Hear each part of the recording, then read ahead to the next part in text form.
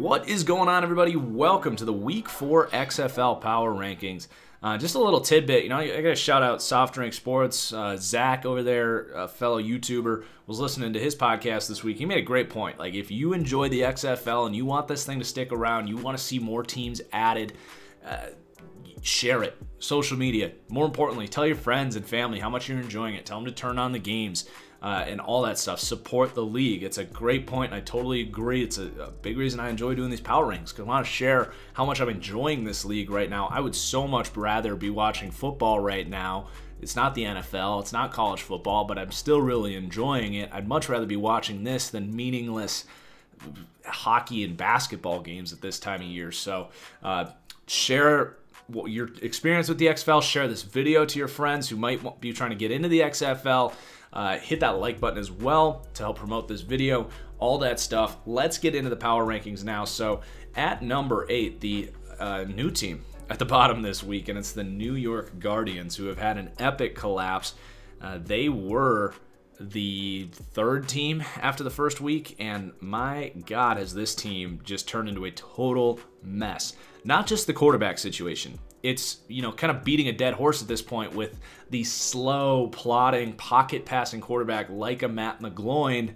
But, I mean, it really is. Like, if you're playing a slow, pocket-passing quarterback in the XFL, where these guys aren't Peyton Manning in the head, they might be slightly better processors than, your Quentin Flowers or Phillip Walker or whatever, some of these other athletic guys that are succeeding, but they're not great decision makers. They're not super accurate. There's a reason they're not NFL backups. They just don't have the talent, and they don't have it between the ears either. So in a league where offensive line play is also a disaster, why would you play a Matt McGloin? It makes no sense. Their offense is falling apart. He's calling out the play caller. Like, Matt, you haven't been great. He's been injured too. So the offense is just an absolute mess. And it's translating to this team just falling apart. Their defense looked really good week 1, but they're constantly on the field. They're bickering. They're fighting other players. They're getting thrown out of games. This game was just ugly for the Guardians, and it was like not a good look at all. If we see a coach firing, the first head coach firing here with the New York Guardians before the season ends, would not surprise me. They have lost this team, and at the end of the day, talent's going to matter in this league, just like the NFL, but that culture, and you got to have some cohesiveness. Like, you got to be able to get in play calls and have that communication without teams or players trying to wring each other's necks. So the Guardians, to me, have totally fallen out. That is going to push the Tampa Bay Vipers up to number 7 now. They moved the ball a little bit more this week, but still, they're sticking with, what is it, Taylor Cornelius? Whatever. What are you doing? This is 3 weeks now. They were miserable to start this game, and they put in Quentin Flowers for like 20 snaps, and he looked pretty good. The athletic running back, quarterback hybrid, they're still listing him as their 3rd running back. Like, what are you doing? Make the change. Some of their best offensive plays in this game was when Quentin Flowers was under there at quarterback. They got to make that change. They haven't won a game yet. Again, this team just has an identity crisis with what they need to be doing. They have an identity crisis with who they are as a team and what league they play in. A Taylor Cornelius, Aaron Murray, that doesn't work in the XFL. You need athleticism at that quarterback position. So let's move on. Number 6, the Seattle Dragons. And, you're going to sense a theme here. The worst quarterbacks are going to be towards the bottom here. It's the biggest thing you can do to win in this league on a consistent basis, just like the NFL. But I think it's even amplified here in the XFL. Brandon Silvers is the guy. He might be the most talented, player in this league, at least from an arm talent perspective. He makes some beautiful throws, and I see what they kind of see in him. I'm sure he makes some great throws in practice that really opens their eyes. But he's kind of leaving the team hanging right now. Just isn't executing on a consistent enough level. They don't really have an identity on offense because of it. They don't really know what they want to do.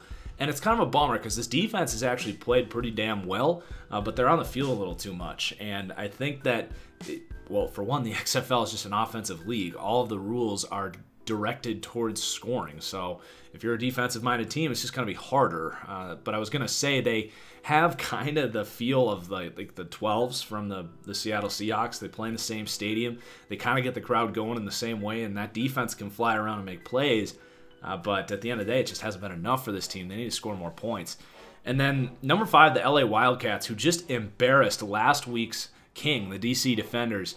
This team's starting to put things together, and this was their first win of the season.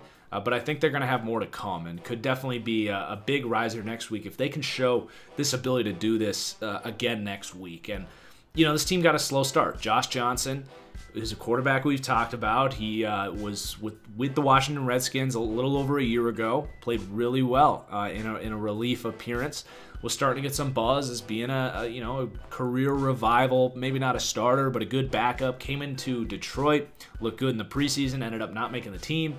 But here he is with LA. He missed the first week of the season, but there's not a huge reason, maybe outside of Phillip Walker, that Josh Johnson can't be the best quarterback in this league. He's a veteran in the NFL. He knows how to read defenses, still has the athleticism, still has the arm talent. So he really came alive this week and looked really good. So you definitely got to make note of that. And then they got some good receivers here too. Obviously Nelson Spruce, who was a former Hard Knocks star. He comes out and with Todd Gurley last week, did a little sideline interview. He, to me, feels like a guy that might be getting an opportunity in the NFL next year. We'll see. He ran 4.69 40. That doesn't always translate to the NFL. At worst, he's just going to be an XFL star. But he looks like the LA XFL version of Cooper Kupp. Like, you could just guess that might be Cooper Kupp out there himself. But anyway, he's been great, really consistent. And then Trey McBride, a lot of people remember him. He kind of flirted with the idea of starting in Tennessee after being a 7th-round pick. Never really worked out, but a good athlete. He only got about a fourth of the snaps at wide receiver this week, but God, did he make the most of those. He had, I think, 5 receptions on 6 targets for over 100 yards and 2 touchdowns. So he's lighting it up, might be cracking his way into the starting lineup. And then they also might have the best left tackle in the entire league in Storm Norton. He's 6'8", 308. Really athletic profile. Definitely a guy that NFL teams are going to have their eye on. Still a young guy. And then the defense woke up here as well. The defense has struggled here, but they definitely fed off the energy of the offense and kind of kicked it into overdrive this week. And the DC Defenders really just wet the bed this week. Then number 4, we're going to have the Dallas Renegades. And defensively, this team's just really solid. They seem to have it put together on that side of the ball. It's helped this team get their wins to this point. Now, they're dropping down a spot because another team, the St. Louis Battlehawks, have been awesome and probably should have been ahead of the Renegades last week anyway. I really thought hard about that last week, and it looks like I was wrong about that one. And it does come down to the offenses, the quarterbacks. Jordan Ta'amu is just a much better quarterback than Landry Jones, and it showed again this week. Everything we've said about the pocket passing guy applies to Landry Jones. Now, he has good understanding of the offense. He can move the ball. He is peppering Donald Parham, who's just breaking out, 6'9", wide receiver, tight end hybrid. Showed some speed this week too. So, Landry Jones does give you a certain floor, but he still makes those mistakes, just like everything we've said. These pocket passers at this level aren't Tom Brady. They aren't Drew Brees. They still will be wrong in their reads quite often. So I'm not a big Landry Jones guy. I don't see this team going too far with him, but they do have a pretty solid stable as far as the culture seems pretty good. They seem pretty well coached. So that does give you a certain floor over teams like the Guardians, like Tampa Bay, who don't seem to have those things put together. And back to Donald Parham for a second. He's just interesting. I don't know if he's athletic enough for NFL teams to, take a flyer on him. But, he had a breakaway run this week, showed some speed. He's really putting out numbers this year in the XFL. So, nothing worse. He could be a XFL freak and a superstar. But definitely worth keeping an eye on him. If he keeps playing like this, I think an NFL team would have to consider him as a mismatch in the red zone and a blocker on screen plays and stuff as a slot wide receiver. But yeah, that's the Dallas Renegades. And then number 3, this is going to be the DC Defenders. Like we said, they just wet the bed this week. An embarrassing performance. And 95 to 99% of this comes down to Cardale Jones, who was just downright terrible this week. Completely embarrassed himself. 4 yards an attempt, 0 touchdowns, 4 picks, gets benched. I don't know if he couldn't handle the flight to the West Coast or what, but if he doesn't turn that around fast, we're going to see more Tyree Jackson, who was an intriguing player coming out of Buffalo. There was times where he was mocked in the first round because he's 6'7", rocket arm, ran like a 4.6 40. So, definitely something going on there with Cardale Jones and how bad he played. I don't know if he was just feeling himself a little bit too much, but this was 2 days removed from, on a live stream, someone asked me if Cardale Jones is going to get an opportunity in the NFL, and I was like, we got to see more. Well, this is not what I meant when I said that. This was stay in the XFL, bro. You don't have it. And then because of that, the defense was on the field all game. This has been one of the best defenses in the league to this point, but the secondary fell apart. Doran Grant, former Ohio State star, was getting roasted, and then they got to send Desmond Lawrence back to North Carolina. Oh my God, he embarrassed himself almost as bad as Cardale Jones. Targeted 7 times for 6 receptions, gave up over 100 yards and a touchdown, allowed a perfect quarterback rating when targeted, and on top of that, missed 3 tackles. So just an awful day for the secondary, and this team got obliterated. So you can't ignore what they did the first 2 weeks, but they got to turn it around fast. And I do have confidence in Pep Hamilton, who to me is possibly the best coach in this league, to turn them around, but he lost his team this week, so they got to refocus next week. And then the St. Louis Battlehawks are going to climb up 2 spots here. This team was fun to watch. They sold out the entire lower bowl at the former Rams Stadium, and gee, do you think this team misses the Rams? Yeah, this was rocking.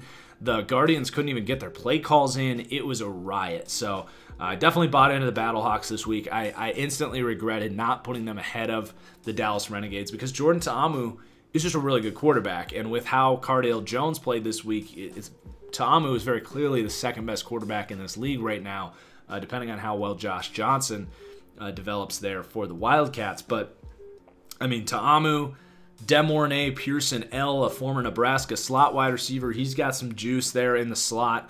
He's kind of becoming an intriguing potential guy that's going to get camp invites as a younger guy. You got Alonzo Russell, 6'4", big-bodied guy. He's probably more of an XFL guy. I just don't know if he has the speed to translate to the NFL. But, I mean, talk about the all-name offense there. Jordan Ta'amu, Demornay Pearson L, Alonzo Russell. That works for me from an entertainment standpoint, especially with how well that team was rocking in that building. Pretty clearly the best home field advantage, maybe the only team that has a legitimate home field advantage, maybe outside of Seattle right now.